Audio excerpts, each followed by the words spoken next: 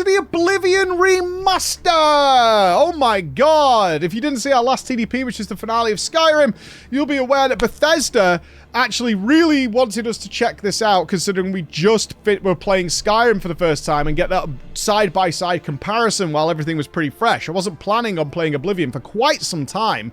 They heard that and they reached out. They're like, we'll just pay you a little bit of money. It wasn't a lot, but please come and have a look because we kind of want to see what your thoughts are, which is always like wonderful for me. And so we paired it up with our GeForce Now sponsorship, which is Black Magic, by the way. If you haven't seen what GeForce Now is, especially now in modern era, it's wizardry, absolute wizardry, especially for those of you who've got a weaker PC. It's extraordinarily powerful. Well worth checking out. And so we were like, okay, we'll check out Oblivion and see what's going on. Let's get into this. First of all, Captain Picard. I don't think Bethesda knew this. Some of you might know this. I am an enormous Star Trek nerd, like big-time Star Trek nerd. I grew up with Trek. I watched Trek religiously as a very young child. I actually pay a lot of respect to probably Star Trek giving me my moral compass a lot. I know that sounds weird, but they, certainly Next Gen, dealt with a lot of very difficult issues, and they had to argue both sides. Like, it was always a drama. It's just, you know, like a drama first, set in space.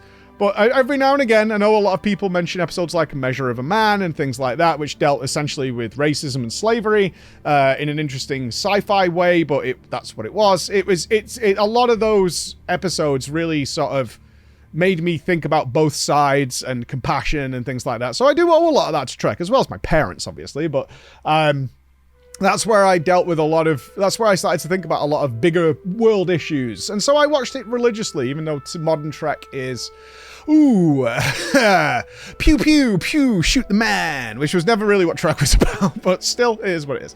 And so hearing that Patrick Stewart, the captain, was in Oblivion, which I didn't know, was like, oh my god, this is going to be awesome. He dies in the first, 3 minutes of the game. Like, actually screw yourselves. Find him and close shut the jaws of Oblivion. Get it. Patrick! Stranger, you chose a bad day to take up the course. Die, scum! He doesn't even survive the introduction of the game? I said, as we were playing this, if I had bought Oblivion on the back of Patrick Stewart being in it, which I would have, if I had known, and he died in the first 3 minutes, I would have refunded the game or taken it back to the store, right? Like, absolutely unbelievable that he's in the marketing, he's in the trailer, and he's just out. He's just full gone. He's the Emperor Tamriel, and he's dead now. But the point is, what is the comparison? So we played 4 hours of Oblivion. I am going to leave it there, because, again, I want to do a full invested playthrough, and I'm not ready for that just yet, coming off the back of Skyrim. I want to give it a bit of pace before we do a huge game again. And what was the most noticeable things? One, the gameplay is so fast, which is better for me. It was the first thing. Even the movement speed is like 4x Skyrim. It was crazy. It was really weird. I was like, oh my god, like moving feels like I'm on ice skates at first. You get used to it with the first 20 seconds, but my god, it's so much faster. And as a side note, in terms of the gameplay, hitboxes are so much better in the Oblivion Remaster. I obviously did not play the original Oblivion, so I'm always referencing the remaster here. Like, seeing spells go under the armpits of, like, a skeleton or a goblin or something like that, or just... in Skyrim, you can just sort of whack the general area, and because the combat is so jank, at least unmodded, that you'll just hit. And then sometimes you just won't, even though you're, like, directly in front of them. You just won't make contact. But in Oblivion, it was tight. It was really, really tight. It's not Souls-like or anything like that. You're not going to get crazy hitbox porn. But it's so much better and so much noticeably improved. that I was kind of like, oh, this is the modernization of this. This is definitely the modernization of this. Really like that element of it. So much faster. I decided to switch it up because I've been Clark the Orc, smorking my way through Tamriel throughout Skyrim. So I went Magic this time. I thought I'd give Magic a try and see how that went. It was nice. It was very, very nice. It was nice to be messing with spells and shields and different cooldowns and managing mana pools and things like that. And obviously, as far as I know, you can start crafting your own spells and doing things like that. I say the only downer is I started with, I think, Fireball or Flare, and it took a while before I could buy another spellbook, which did like 5x the damage. So at some points, I was like hitting mobs like multiple times before they would die. Although my summoned skeleton, who was essentially the Emperor, sat behind me, my Emperor was doing some good work in helping clean these up. So gameplay-wise, much smoother, much faster, much more modern polish and sheen. This is a point that is weirdly controversial, and I don't think it should be. I think it's just an opinion that's not relevant to a take, but I'll point out anyway. Is the graphical style doesn't affect me at all. Now, that might be because I've played infinite games at this point with all different graphical styles, and I played Undertale like a month ago, which was all pixels, and it doesn't bother me, and I played all the FF remasters and the pixel remasters, and played, you know, a lot of games that were made for the PlayStation 2 recently. Is that it being much visually nicer is interesting to me for about an hour, and then it's just the visual style. And it doesn't make any difference to me at all. I had no issue with Skyrim's visuals. It was fine.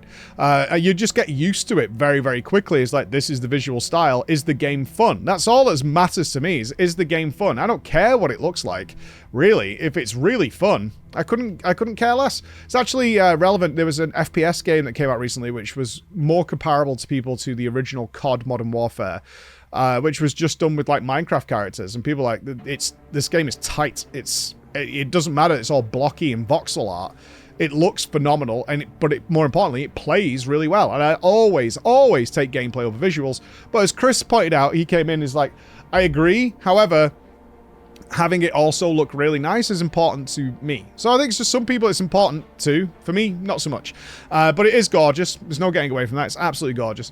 Outside of loading screens. Why? I mean, I assume it's something they couldn't change, but every single door is a loading screen in Oblivion. That did annoy me, because they're not gigafast. Even though I'm running on, like, the best hardware you can practically get, like, very close to, those loading screens, every door are like... Every building, every door, I'm like, all right. In Skyrim, they were considerably faster. It was very noticeable that the loading times were a bit of a pain to get through. Either way, got out into the open world, and I played it in the same way I played Skyrim, which is, ooh, shiny thing. Let's go see what that is. Ooh, shiny thing. Like, it gives you a story quest to go on, but there's lots of things going on in the world. Not as dense as Skyrim, but I did play the Anniversary Edition, so there was probably a lot more in Skyrim that wasn't there originally. I know a ton of mods have been made for Oblivion already. But, ooh, shiny thing, go and check them out.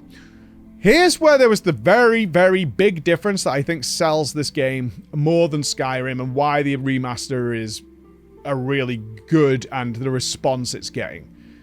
The dungeons are much more involved. They're less elaborate, like size and scope, than they are in Skyrim, but there's more going on, like genuine mazes where you feel like you're getting lost. And that was cool. That was like, oh, it's going to be hard to beat the Skyrim dungeons, but they're a different take on what's going on. I suppose at this point I should bring up the different lockpicking style. I didn't understand exactly how this works because their tutorial is awful. Their tutorial is practically free and teaches you nothing. I was like, okay, this is too easy just to bob the thing up and press space and it just works. And then when you get to a hard or a master, you're like, oh, this totally is a different thing where you have to sort of test each barrel to see. Sometimes there's patterns. And it's like 1, 2, 3, it will stay up so it makes it much easier, and you've got to kind of jimmy it. And I get what they're going for, because that feels a bit more like lockpicking, where you're like, okay, I can feel something, click on one, you know, lockpicking lawyer style. And that I really liked. However, it's very tedious. It's very, very tedious. Not as tedious as something that's coming up, though, which is my big negative on this game. And so that was cool, doing the lockpicking, but genuinely involved dungeons with lots of puzzles and more Doom style, I actually would say, where it's like you've got to find this button or this key card, and this will open something back in the dungeon, and you go past something, you know you can go through there, but you can't do it yet, and you've got to circle around, and there's some traps and puzzles to get through. It was nice that traps were much more deadly in Oblivion. I could basically ignore the traps in Skyrim, but they're much more deadly and much more, like, scary. Very, very scary. I died more in the beginning of Oblivion than I did in Skyrim by 5x times. Whether that was playing a caster and not having much armor, but it was noticeably more difficult. Not like hard, but noticeably you were at risk of death, and that created a bit more tension and things like that. Let's move to the mega positive. The quests are so much better in Oblivion. If this continues on this way, this game outstrips Skyrim for me by a long way. And the main quest that I did a few, which were like finding a book for somebody, but then getting a moral choice of like, do I trust this Mages Guild guy, or do I trust the girl on the street who's saying he's sus and get this book and she'll overthrow it, or not? Or do you want to gain favor with the Mages Guild? Had all this playing out, I was like, that's cool, and I made a choice. I don't know what happens the other way, but I'm interested in what happens the other way. I wasn't in Skyrim. I was far more interested in here. Is like, I don't know if this guy can be trusted, and I'm hoping this comes and pays off later. It probably won't, because it's Bethesda, but the suggestion was there. The illusion of something was there, and more with a bit more gravitas than there was with Skyrim. But the big quest line, despite the main story, which was find Martin the Emperor's son, Martin, gotta go find old Marty, was actually at the castle in one of the cities where a painting had been stolen. And the queen was like, there's a painting been stolen. I would like you to perform an investigation. And it was a genuine investigation like you would expect in a detective game. I was really into this. It involved questioning people, finding evidence, listening to what they say. Where do their stories not corroborate? Like, okay, two people have said it was raining that night, yet you said you were doing this. And not being given the final answer, and basically like having to use your deductive powers instead of a quest being like, okay, definitely this person did it because you found all the pieces of the puzzle. It was still a case of accuse somebody. Yes. Very well. I confess to the crime, but please understand, I only did it out of the great love I had in my heart for Count Volga. It was I that painted that portrait. When the Count was lost, the Countess spent so much time with it that I became jealous. And if you get it wrong, I don't know what happens. I did get it right, but that was way, way better than anything I did in Skyrim. Like, way better. It was such a fun story, especially when we found evidence. It had some weird moments where we found evidence it wouldn't let us interact with yet because we hadn't done certain checkpoints, I guess you could say. Like, we hadn't finished talking with X person. But it did reveal... So that was phenomenal, and it was really fun. Although, after I solved the crime and found the culprit, the Queen still wouldn't talk to me about, like, housing and stuff. She would trust me to conduct an investigation in her private quarters and barracks, but she won't talk to me about an apartment, which I found really funny. Classic Bethesda. It actually reminded me of Maldraxxus in WoW. It was like, get out! You saved us, but get out! Yes, the bit that I liked in the first... You know when you encounter a mechanic or a system in a game, you're like, oh, this is kind of fun. And then 20 minutes later, you're like, this really sucks. This is so sucky.